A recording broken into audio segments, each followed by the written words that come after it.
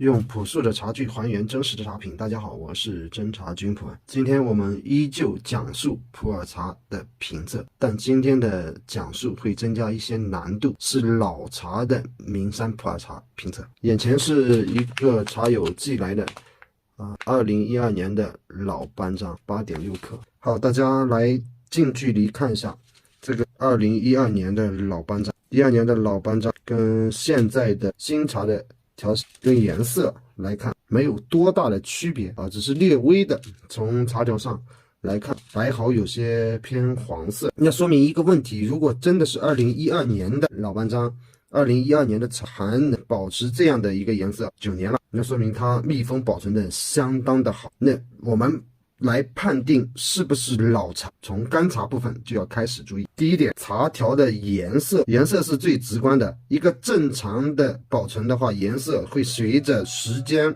的推移和时间的正常来说，像这种会变红。9年如果是正常保存通风保存的话，早就茶条全部是发红了。以此我们可以假设推断，这个老班章茶是密封保存才能有跟新茶。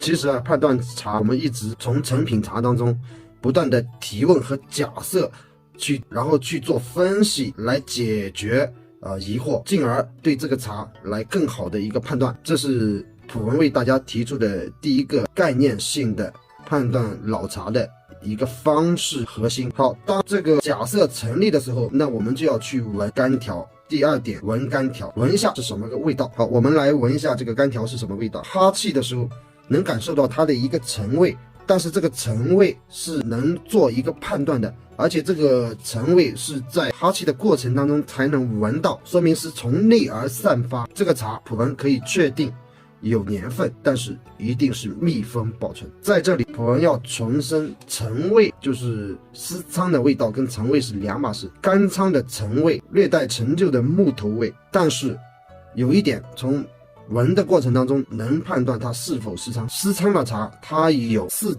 鼻的一些作用，你吸入鼻腔会产生一种刺激性。那我们再一次进行假设这个茶12年是成立的，而且是密封保存的，那我们进入下一步，开汤来推理。好，我们将全部8.6克茶投入到这个180毫升的盖碗里面，我们进行开汤。开汤老茶我们就不用滤网了，我们让这个茶碎进入这个热汤这个公道杯，我们更容易清晰的来判断它的陈味准不准确。我们要几个点去验证这个茶来证明上述的推理。第一点，看汤色，大家可以发现这个汤色已经是泛红，透中泛红，但是依然很清澈，是没有绿这样看比较清晰，没有绿色了，偏红。干仓的话，如果密封保存的话，我们可以直接判断这个年限，这个茶汤是成立的。为什么这么说呢？因为它密封保存的话，只仅限于有限的空气进行一氧化。那第二步，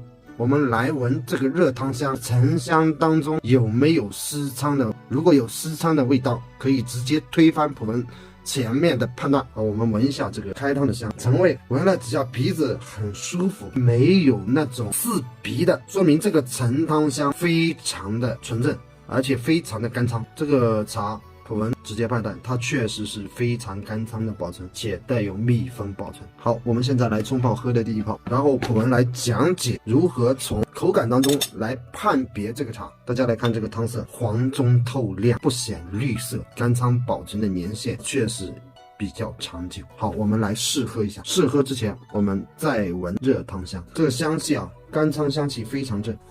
好，我们来品鉴一下这个茶。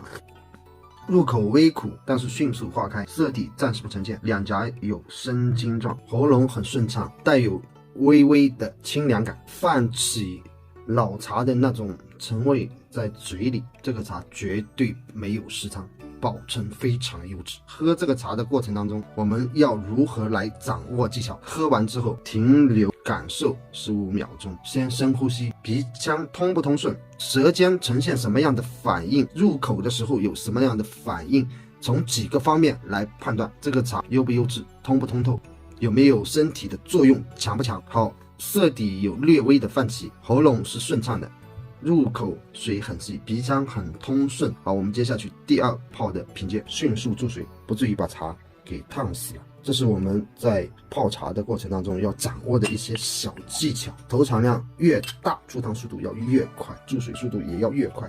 好，我们来闻一下第2泡的茶香，依旧陈味很足，比上一泡更足一点，但是它有特有的一种香，汤水入口的时候有化开的那种感觉，有苦，但是化的特别快。哇，茶气上来了，全身发热了，喝完生津两颊啊，很厉害，额头有汗的作用，可能天气喝了热水有一定的关系，但是不缺乏能体会到它的茶气和身体的一种通透度。这个茶绝对是纯净的料，2醇4油甘露就是不干燥有水分那种表达而已。这个茶有些舍不得闷泡了，普文就泡制到第3泡来给大家讲解一下叶底。这个茶纯属储存当中的优质品。这个茶从刚才的干茶当中，普文应该给大家说明的白毫浓密，这符合布朗山那边的一个气候和出来的一个条形。待会我们再来看有没有找到一个完整的叶底，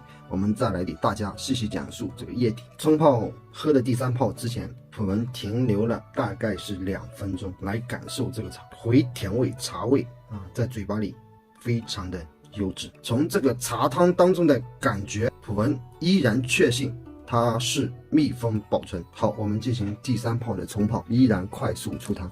大家来看一下，白毫飘起，黄金透亮，非常的清透。好茶，第3泡是精品，这个陈味略微有下降，入口依然化开。普文确信前面的推断，然后我们再来看叶底要注重哪几个部分才能判断它是一个老茶，还是有做旧的茶，还是有虚假年份的茶。这个叶底跟新茶的叶底是完全不同，有略微的整体的偏红，颜色已经暗沉，不像新茶那么明亮。新茶都会有明亮的一些感觉，但是它非常的暗沉。那我们如何来判定这个茶是有年份，整体没有做造假或者做旧呢？叶底整体来说的均匀度，如果是有泛绿色还有红色非常明显的对比色，那说明这个茶可能有做旧。你整体的感觉是几乎相同的，没有做拼配的一个料。如果有做新老拼配的一个料，那这个茶体呈现色泽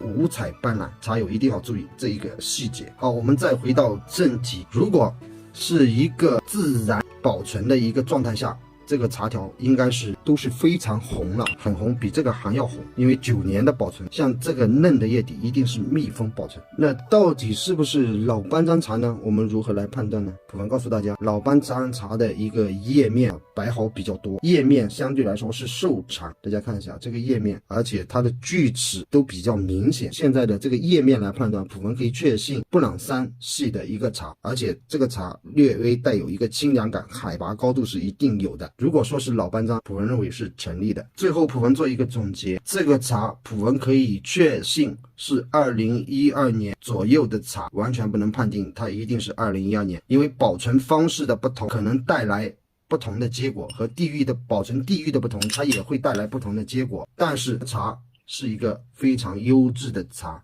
也是不是正宗的老班章已经不再重要。普文虽然是劝大家要理性消费，不要做野性的消费，但是这个茶普文非常认可，而且是一款好的老茶。普文最终判定的结果2012年是成立的，最终恭喜我这位茶友购得了一款好茶。如果让普文来估这个价格，1万块钱1公斤，这就是我判定茶的一个方式和方法，有部分的系统性。喜欢普文评测的茶友可以关注普文，普文一定为大家带来真实的茶品、真实的原产地和真实的讲解。好，我们下一期节目见。